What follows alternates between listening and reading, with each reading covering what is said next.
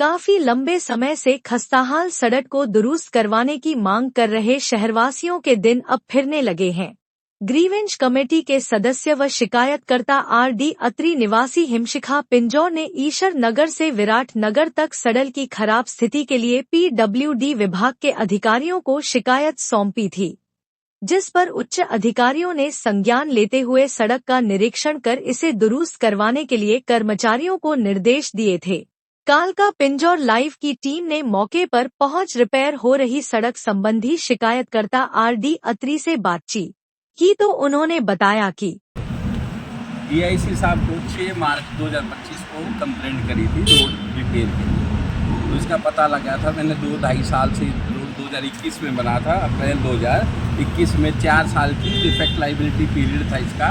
मतलब ठेकेदार की जिम्मेवारी होती है उसकी मेंटेनेंस की और भरम की। तो मैं 2-3 साल से देख रहा था, तो ये रोड बिल्कुल टूटा हुआ था।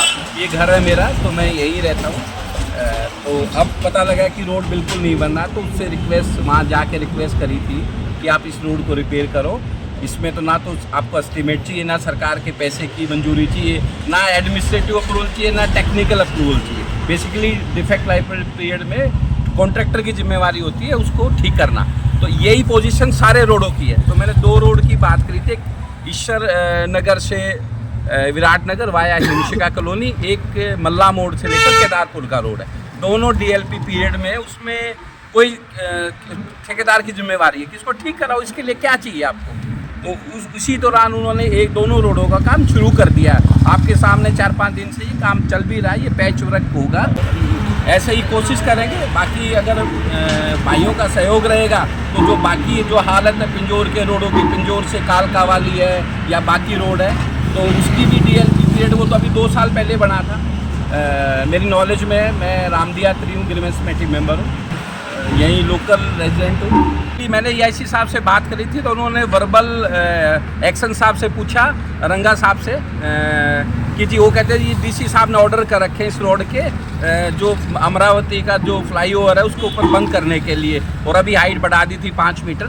तो मैंने कहा जी आप अप्रूवल दिखाइए।